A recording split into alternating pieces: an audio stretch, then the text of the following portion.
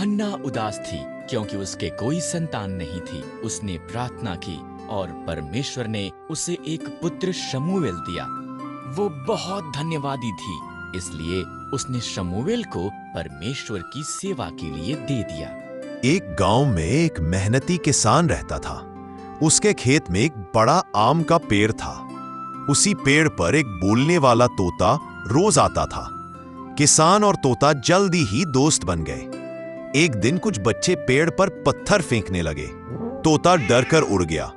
किसान ने बच्चों को रोका और कहा कि पेड़ और पक्षी हमारी प्रकृति है, इन्हें मत दुख दो। बच्चे मान गए।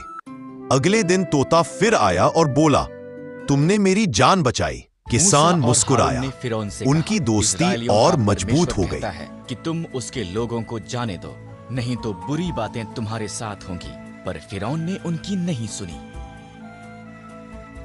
एक गांव में रामू नाम का एक मेहनती किसान रहता था। रामू रोज अपने खेत में काम करता, लेकिन उसकी आमदनी बहुत कम थी। एक दिन गांव के बाजार में उसकी मुलाकात एक बूढ़े माली से हुई। माली ने रामू को छोटे से पपीते के पौधे देते हुए कहा, इसे प्यार और धैर्य से पालना, फल तुम्हें खुशियां देगा। रामू ने खुशी खुशी पौधा लिया और अपने खेत के एक कोने में लगा दिया। पहले दिन उसने पौधे के चारों ओर मिट्टी को समतल किया, थोड़ा पानी डाला और सूरज की तरफ उसका रुख घुमा दिया। दिन बीतते गए, पौधा धीरे धीरे बड़ा होने लगा, लेकिन रास्ता आसान नहीं था।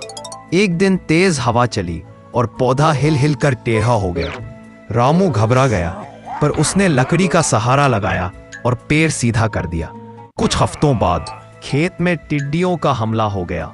रामू ने पत्ते पर लगे कीड़ों को ध्यान से साफ किया और हल्का देसी कीटनाशक छिड़क दिया। पौधा फिर से हरा भरा हो गया। समय चलता रहा। अब पपीते का पौधा एक छोटा पेड़ बन चुका था। उस पर फूल आने लगे और कुछ महीनों बाद पीले पीले गोल गोल पपीते लग गए। रामू हर रोज पेड़ के पास बैठकर उसे देखता जैसे कोई।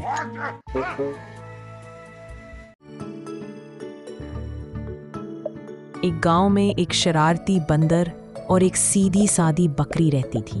बकरी रोज शांत होकर घास खाती थी, लेकिन बंदर पेड़ों पर कूदता और सबको परेशान करता था।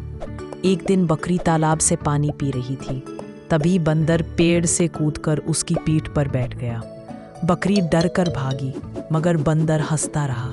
अचानक बंदर फिसलकर तालाब में गिर गया। बकरी ने हिम्मत दिखाकर उसे बाहर निकाल लिया। बंदर शर्मिंदा हुआ और बोला, अब मैं तुम्हें कभी परेशान नहीं करूंगा।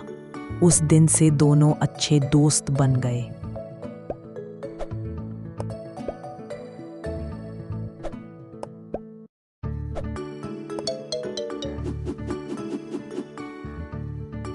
बार फिर परमेश्वर के लोगों ने उसकी आज्ञा उल्लंघना की। इस तरह परमेश्वर ने फलिश्तियों को 40 सालों तक उन पर राज्य करने दिया। तब उसने उन्हें आजाद कराने के लिए शिमशोन नाम के एक व्यक्ति को चुना।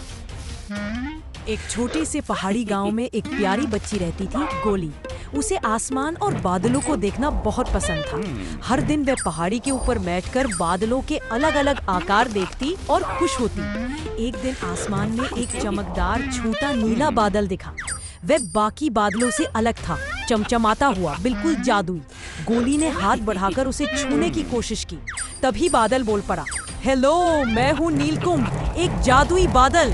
गोली डर भी गई और खुश भी। नीलकुंभ ने कहा, चलो मैं तुम्हें आसमान की सैर कराता हूँ। गोली उस पर बैठ गई। पलक झपकते ही दोनों आसमान में ऊपर उड़ने लगे।